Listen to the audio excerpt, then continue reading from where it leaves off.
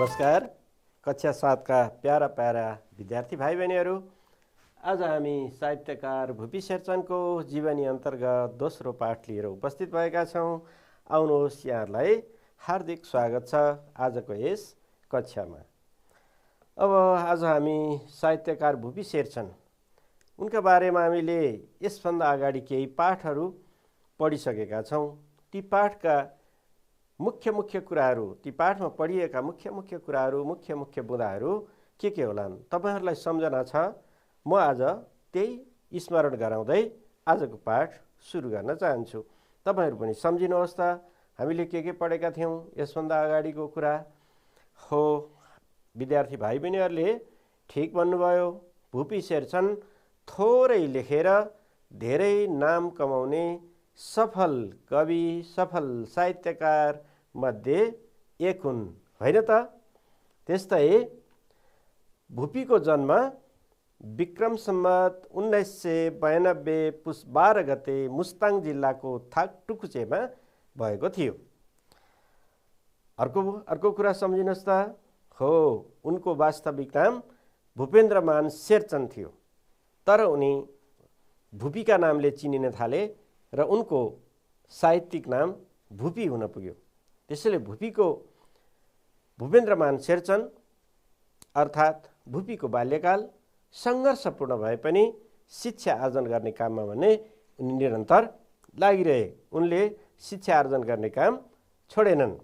अब त्यस्तै हेर्नुस् है, उनले घरबाटै प्रारम्भिक शिक्षा प्राप्त गरेका भुपीले स्नातकसम्मको औपचारिक शिक्षा हासिल गरे। साहित्यका अतिरिक्त चित्रकला, सङ्गीत र समाज सेवामा पनि उनको उत्तिकै रुचि थियो। उनी त्यसतर्फ पनि उत्तिकै रुचि राख्थे। मृदुभाषी भनेको मिठो बोल्ने, मृदुभाषी र मिलनसार स्वभावका भुपी अन्याय, अत्याचार र शोषणका भने विरोधी थिए। अब भाइ बहिनीहरू, हामी अर्को क्रियाकलापतिर लागौँ।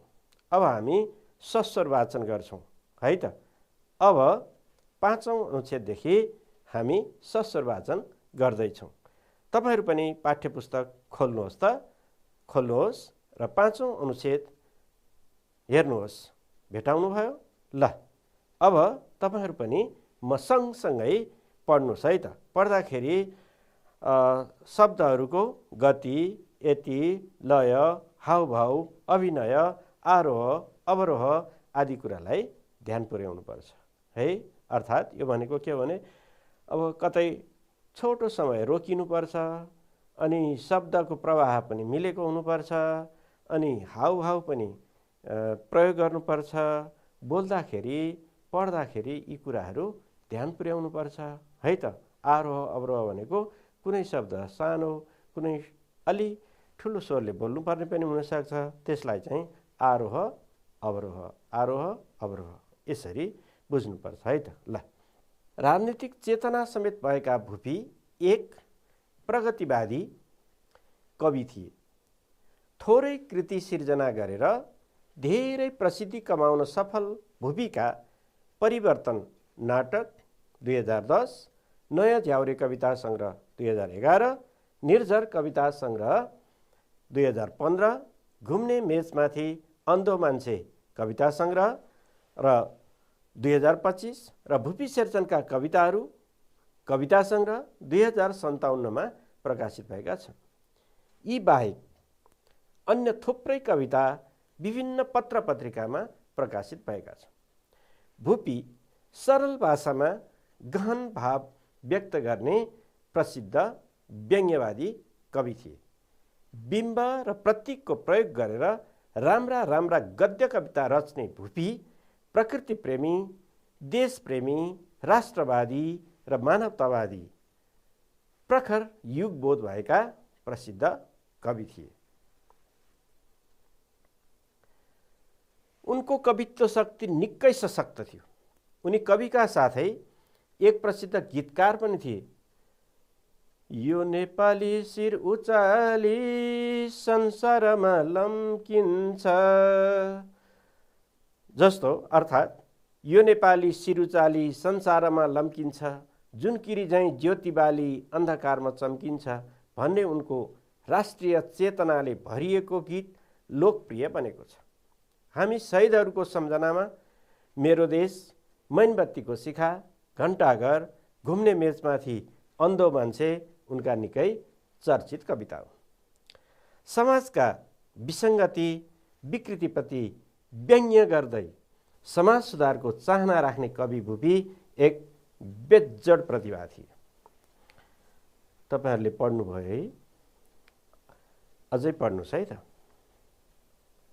ल, नेपाली काव्य साधनामा झन्नै 3 दशक लामो समय बिताएका भुपीलाई विक्रम सम्वत 2026 मा साझा पुरस्कारद्वारा सम्मान गरिएको थियो।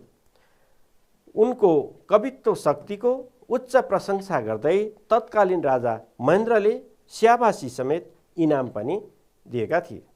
उनी विक्रम सम्वत 2037 मा तत्कालीन नेपाल राजकीय प्रज्ञा प्रतिष्ठानका सदस्य समेत भएका थिए।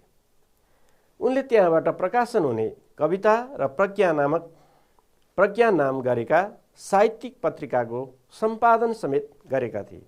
उनले अन्तर्राष्ट्रिय युवा फेस्टिभलका सन्दर्भमा नेपालको प्रतिनिधित्व गर्दै तत्कालीन सोभियत सङ्घको भ्रमण समेत गरेका थिए। त भाइ बहिनीहरू, हामी सस्वर वाचनको अन्त्यतिर आइपुगेका छौँ। अब यो अन्तिम अनुच्छेद वाचन गर्दैछौँ है। भुपी शेरचनको विक्रम सम्वत 2046 जेठ 1 गते 54 वर्षको उमेरमा देहावसान भयो। नेपाली साहित्य जगतले एक होनहार प्रतिभा गुमायो। उनको भौतिक शरीर आज हाम्रो सामु नरहे तापनि उत्कृष्ट कृतिहरूले गर्दा उनी अमर भएका छन्। त हामीले सस्वर वाचन गर्यौं, ठीक छ। विद्यार्थी भाइ बहिनीहरूलाई केही शब्दहरू उच्चारण गर्न कठिन भएको जस्तो लागेको छ। तपाईहरू पनि रेखाङ्कन गर्नुहोस्, ती शब्दहरू टिप्नुहोस् र भन्नुहोस् है। ल, अब केही शब्दहरू उच्चारण अभ्यास गरौँ न त। यो शब्दलाई कसरी उच्चारण गर्ने? ल, अभ्यास गर्नुहोस् त। कसरी हो? हामी यसरी उच्चारण गर्छौं, जस्तो लेख्दाखेरि यसरी लेखिएको छ। अब यो प्रसिद्धि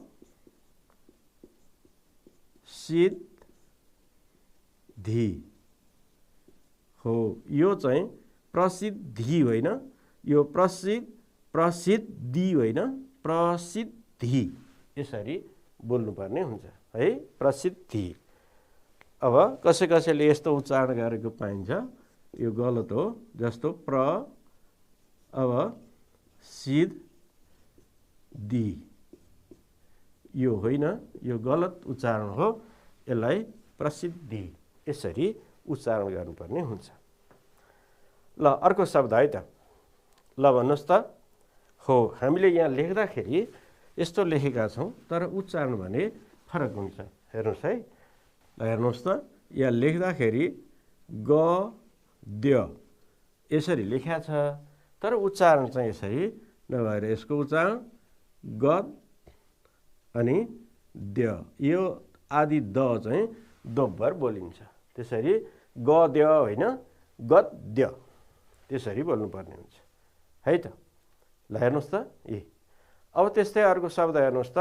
यो हो, यसलाई यहाँ राष्ट्र होइन, राष्ट्रवादी यहाँ राष्ट्र बोलेको जस्तो सुनिन्छ, तर त्यो गलत हो। राष्ट्रवादी। ल, हेर्नुहोस् त। हो, त्यसरी राष्ट्रवादी लेख्दाखेरि राष्ट्रवादी लेख्या छ, उच्चारण गर्दा राष्ट्रवादी उच्चारण गरिन्छ। यस्तै अर्को शब्द हेर्नुहोस् त। प्रतिष्ठान, यसलाई यसरी उच्चारण गरियो होइन, प्रतिष्ठान। त्यस्तै अर्को हेर्नुहोस् त, भ्रमण। अब अणको कतै कतै न पनि उच्चारण हुन्छ, भ्रमण भनेको पनि सुनिन्छ, उच्चारण हुन सक्छ, भ्रमण। अब त्यस्तै हेर्नुहोस् त, उत्कृष्ट हो, उत्कृष्ट। अब यसलाई कसरी उच्चारण गर्ने? ल उच्चारण गर्नुहोस् त। ल हेर्नुहोस्, व्यङ्ग्य, व्यङ्ग्य यसरी उच्चारण गर्ने है त। ल यी शब्दहरूको उच्चारण गर्ने अभ्यास पनि गर्नुभयो। अब त्यसो भए केही शब्दहरूको अर्थ पनि बताउनुहोस् है त। जस्तो प्रसिद्धि भनेको, हो प्रसिद्धि भनेको नाम उत्पन्न, नाम कमाएको, प्रसिद्धि प्राप्त गरेको, ख्याति, सुयश आदि शब्दले यसको अर्थ प्रवाह गर्न सकिन्छ हैन त।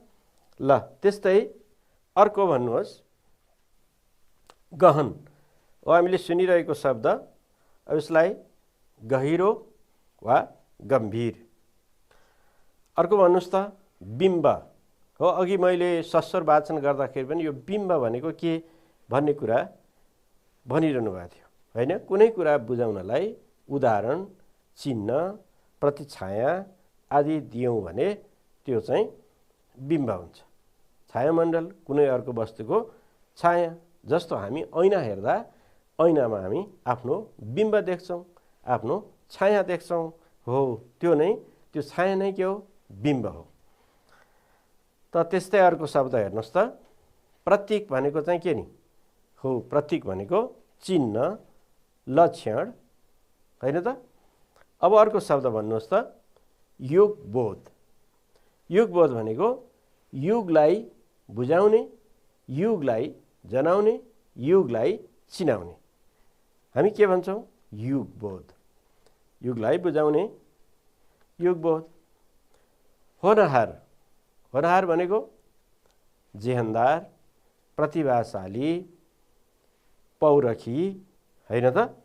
यी शब्दद्वारा हामी अभिव्यक्त गर्न सक्छौँ। त्यस्तै अर्को हेर्नुहोस्, विकृति हो। विकृति भनेको कृतिमा बी उपसर्ग लागेको, अर्थात् विकृति, खराबपन, नसुहाउँदो अथवा खराबी, यसलाई विकृति भनिन्छ।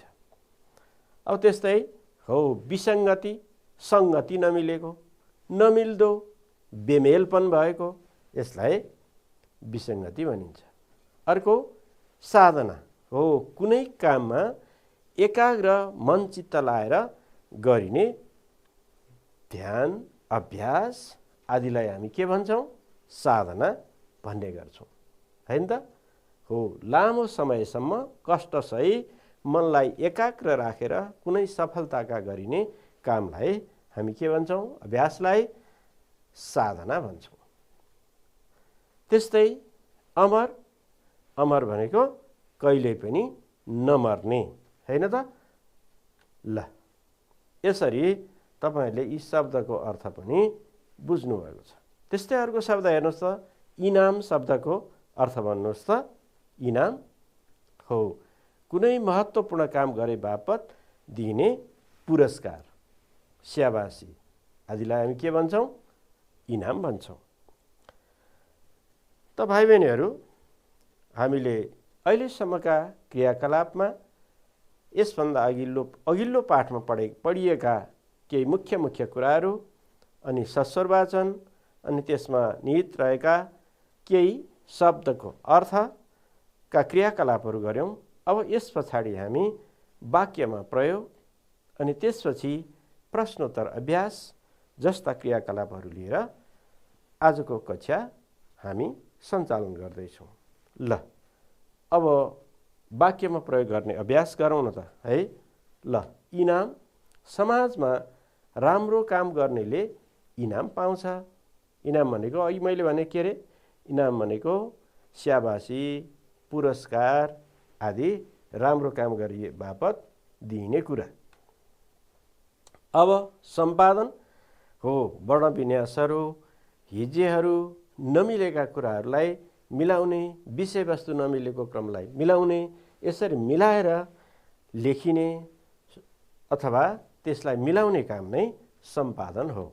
अब पुस्तक, पत्र-पत्रिका आदि प्रकाशन गर्दा विषयवस्तु, भाषा आदिको सम्पादन गर्नुपर्छ हैन त। यसरी वाक्य बनाउन सकिन्छ। सम्पादन। अब यहाँ सम्पादन शब्दमा सम्पादक पनि लाग्छ, सम्पादन गर्ने मान्छेलाई चाहिँ सम्पादक भनिन्छ, होइन त? ल, प्रखर। प्रखर भनेको भुपी शेरचन प्रखर प्रतिभावान व्यक्ति थिए। प्रखर भनेको तेजिलो। अब त्यस्तै बेजोड, अतुलनीय। भुपी शेरचनका कविता बेजोड किसिमका छन्। अब तपाईहरू पनि केही शब्दहरू छन्, तिनीहरूलाई वाक्यमा प्रयोग गर्ने अभ्यास गर्नुहोस् न है। मैले अघि माथि गरे जस्तै ल तपाईहरू पनि अभ्यास गर्नुहोस् त यी शब्दहरूको। जस्तै कि हो मृदुभाषी, मैले अघि भनेको थिएँ मृदुभाषीको अर्थ के हो रे? हो मिठो बोल्ने। अब भुपी शेरचन मृदुभाषी र मिलनसार थिए भन्न सकिन्छ। त्यस्तै अन्य सन्दर्भमा पनि मृदुभाषी शब्दको प्रयोग गर्न सकिन्छ। मृदुभाषी मानिसलाई सबैले मन पराउँछन्, होइन त?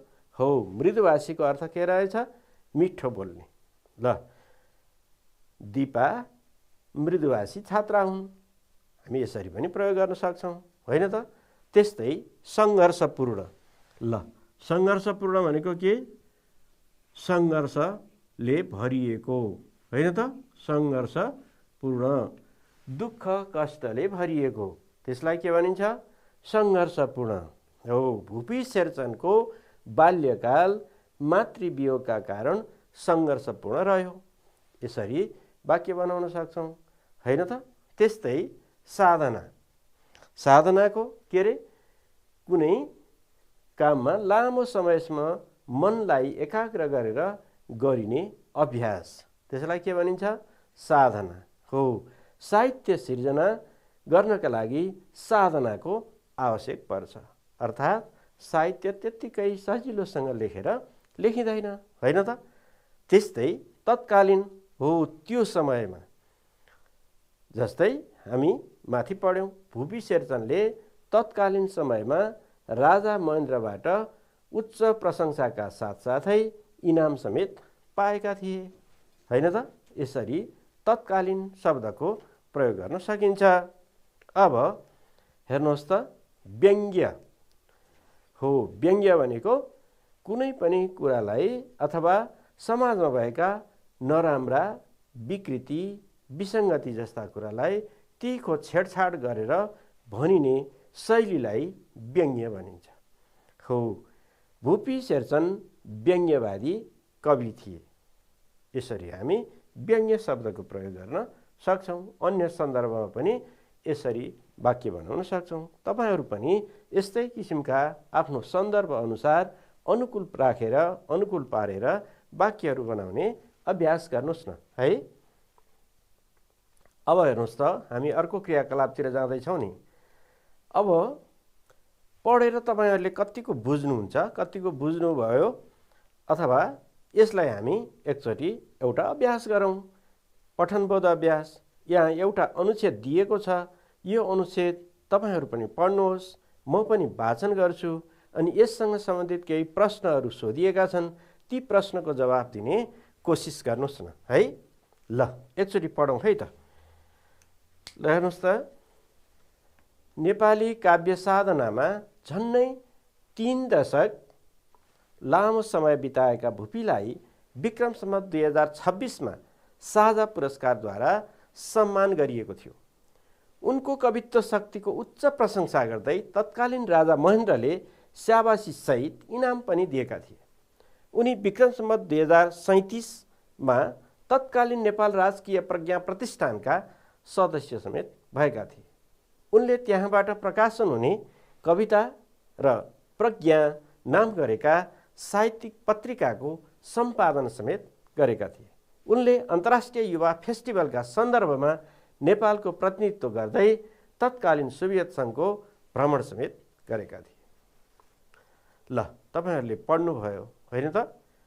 अब पढेर कतिको सम्झिनुहुन्छ? म यहाँ प्रश्नहरू सोध्छु है त, तपाईँहरूलाई प्रश्नहरू राख्छु। ल हेर्नुहोस्, भुपीलाई कहिले साझा पुरस्कारद्वारा सम्मान गरिएको थियो? सम्झिनुभयो? भुपीले सम्पादन गरेका 2 पत्रिकाको नाम के हो? भुपी कहिले तत्कालीन नेपाल राजकीय प्रज्ञा प्रतिष्ठानका सदस्य बनेका थिए? भुपीले नेपालको प्रतिनिधित्व गर्दै कहाँको भ्रमण गरेका थिए? सम्झिनुभयो? ल, तपाईहरु यी प्रश्नहरूको जवाब सम्झिँदै लेख्ने अभ्यास गर्नुहोस् है त। हो, भुपीलाई कहिले साझा पुरस्कारद्वारा सम्मान गरिएको थियो?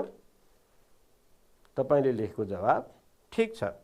भुपीलाई विक्रम सम्वत 2026 मा साझा पुरस्कारद्वारा सम्मान गरिएको थियो।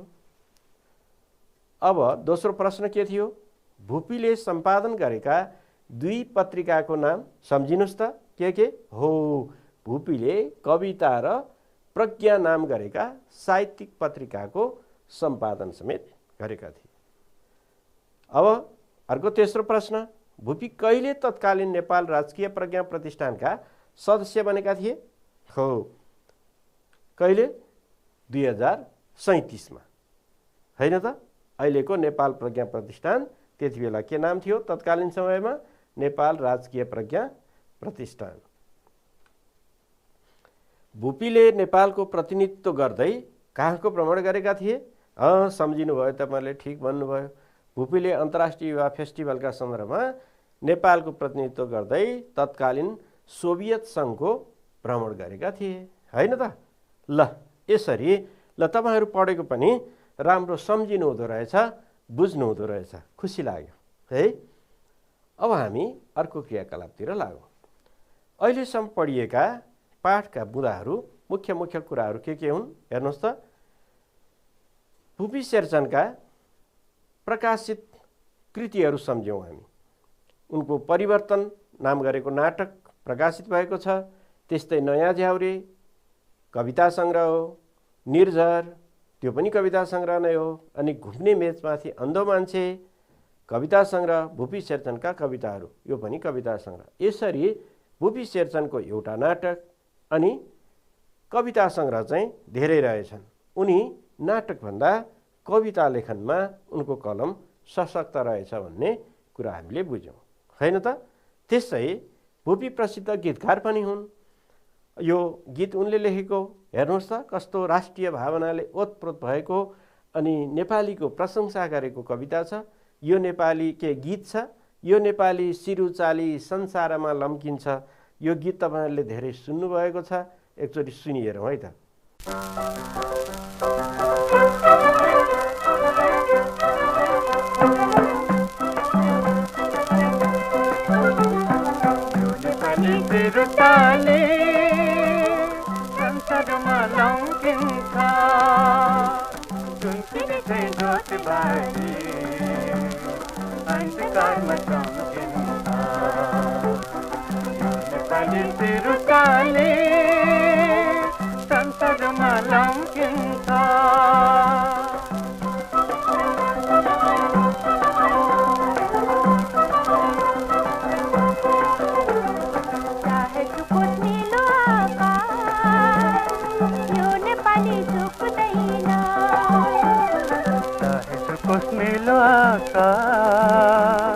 यो नेपाली झुक्दैन, चाहे रुकोसी सबता यो नेपाली रुक्दैन, चाहे रुकोसी सबता यो नेपाली रुक्दैन। जुनकिने चाहिँ जोत बाली अन्धकारमा चम्किन्छ, यो नेपाली सिरुचाले संसारमा लम्किन्छ।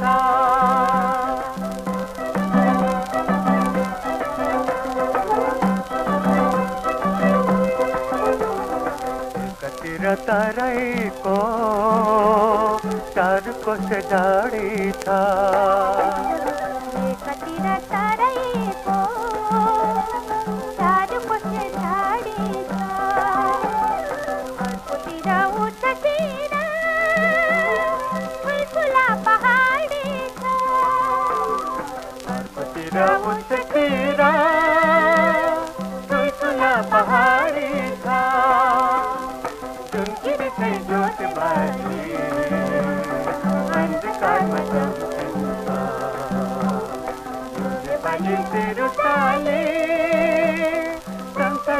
लौटिन्छ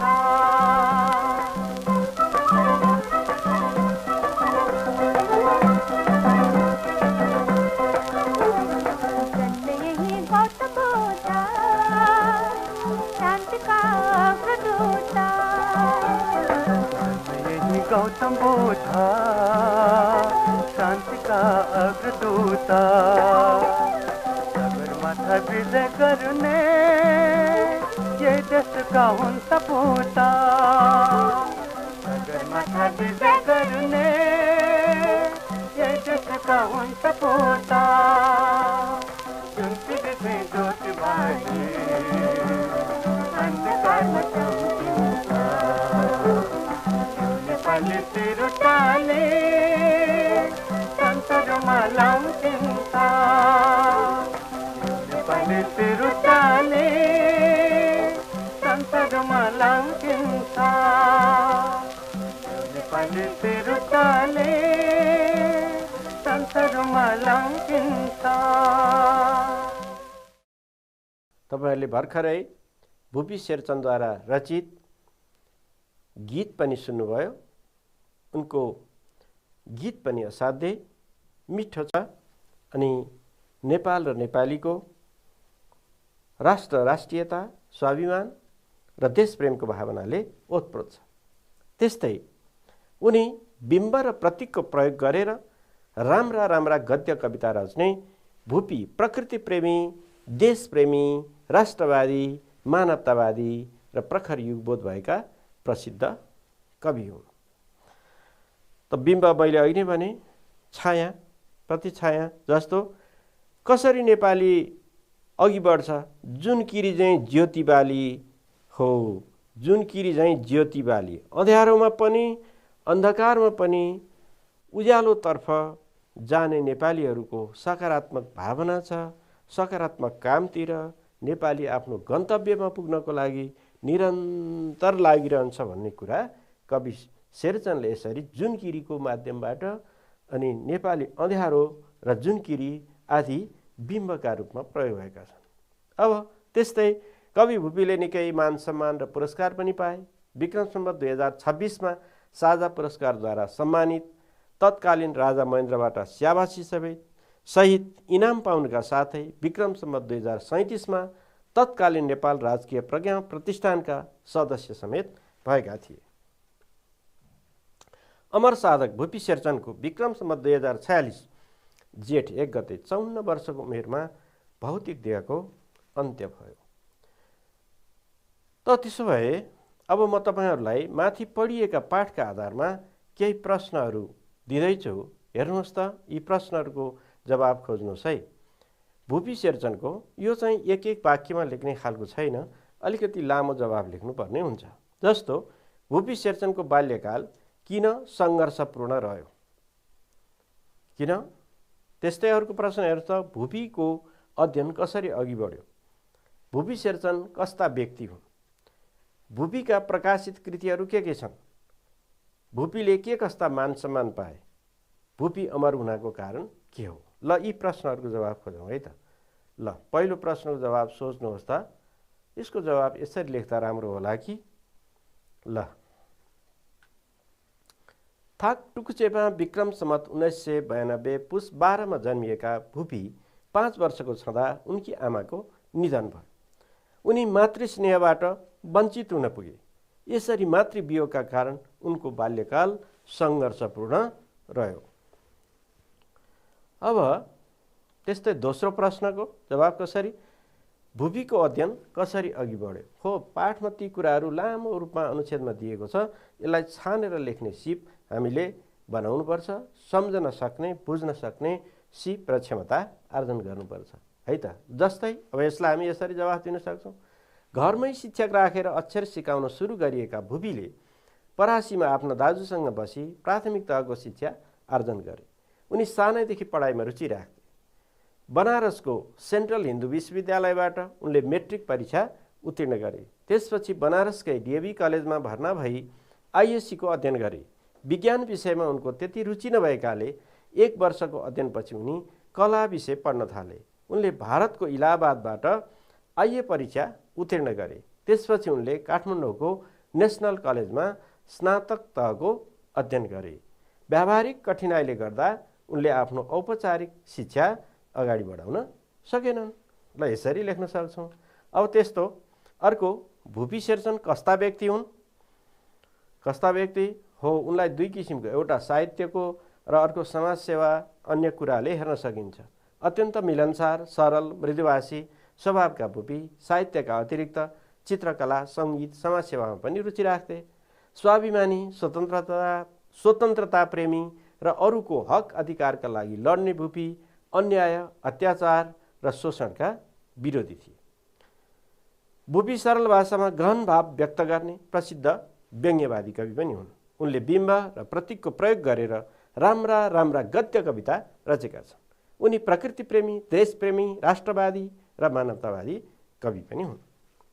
त यसरी तपाईँ जवाफ तयार गर्न सक्नुहुन्छ।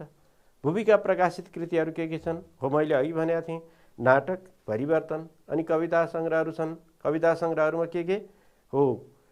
नयाँ ज्याउरे, निर्जर, घुम्ने मेचमाथि अन्धो मान्छे भुपी शेरचनका कविता सङ्ग्रहहरू हुन्, होइन त? ल अब त्यस्तै भुपीले के कस्ता मान सम्मान पाए?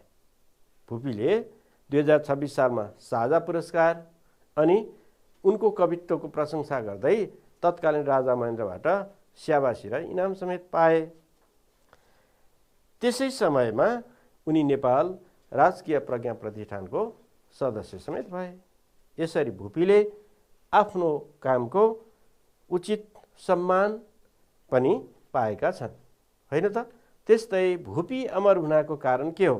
हो, कुनै पनि मान्छे किन अमर हुन्छ?